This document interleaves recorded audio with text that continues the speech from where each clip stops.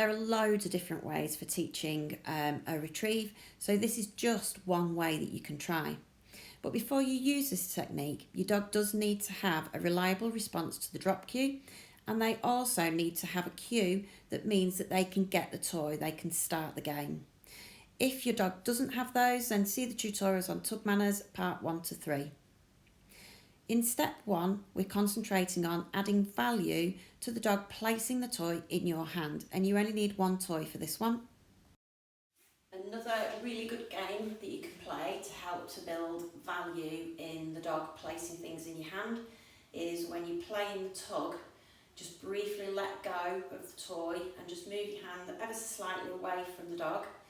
And as they move towards you, take hold of the toy and then continue the game of tug. And what you'll find they'll start to do is, because they're enjoying the game, they'll start to push the toy into your hand to try and get you to continue the game. So it just adds a huge amount of value for placing things in your hand, which can come in really useful if you're teaching retrieve or if they get something that they're not supposed to have, and they'll come and place it in your hand for you, and that's how that behaviour can progress. So I'll show you that with her now. Yeah. Do you see how when it comes out of the mouth, I just kind of pause, let her re-grab, and then start to move it again? Okay, so I'm going to let go, and then I move my hand. Yeah! Wow! Wow! And she moves towards me. Good girl! Notice that I let go of the toy after the turn. This helps the flow because the dog continues that same side-to-side movement that we've been practicing, so it makes it really easy to re-grab the toy. Because she enjoys the game of tug, she knows she's got to push that toy in my hand to get me to continue playing the game. Good girl. Once they get the idea, you can gradually move further away after letting go of the toy, and the dog should still push it into your hand as before. Step 2 is basically a toy swap game, just with a slight difference. You'll need 2 toys for this step. Nice, good. Good girl. That's it.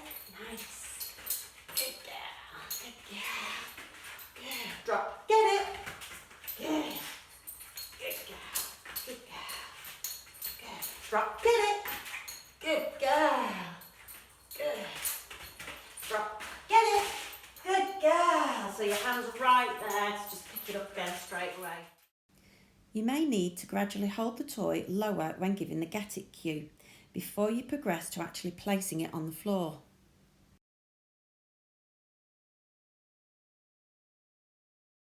Step 3. Progress to throwing the toy further away. Progress from there would be throwing it a bit further away.